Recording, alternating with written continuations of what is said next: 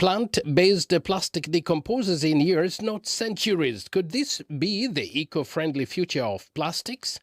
Amsterdam biochemical company Avantium has created a plant-based plastic that can be used in items like bottles for fizzy drinks. The company uses a chemical bio-based polymer called polyethylene furanoid, PEF, also called the polyester of the future. The compound is a 100% bio-based alternative to petroleum-based PET, commonly used in many consumer products and packaging. Last autumn, Avantium joined a project to create a plant-based and recyclable paper bottle. A thin layer of the PEF is enough to stop gas from permeating the bottle, essential for holding beverages like carbonated drinks. And because the properties of PEF are really good from a barrier point of view, in principle you don't need this thickness for many applications. You could work with a much thinner bottle, but then of course you lack the mechanical properties. You don't have let's say a good bottle in your hands. So that's why PEF and in this case this paper bottle are such a good match, because the strength for the paper bottle will come from the paper, and you only need a thin layer of PEF for the barrier properties to keep the content well for a desired period of time. The company claims that once it is thrown away, the plant-based plastic will degrade naturally in just a few years rather than over several centuries. It thinks its product could compete in many areas where plastic is used. So I think this material has potential to compete in many more areas than just like, for example, the PET in bottles.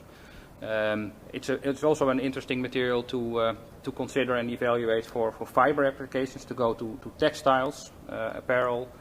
We're looking at film applications because of the barrier material, so you can make stretch film for food packaging or for non-food packaging. So there are really many options.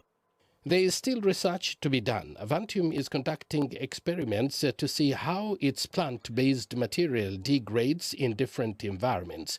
Samples are placed in containers filled with fresh and salt water, earth and sediment.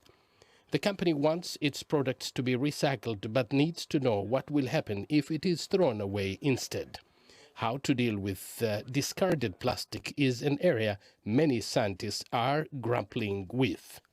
All too often, bottles, bags and other packaging end up in nature where they pollute the environment for centuries. Bio-based plastics with a good or superior performance that can be recycled, that are saving CO2, that nonetheless rapidly biodegrade once they get into the ocean or in the environment.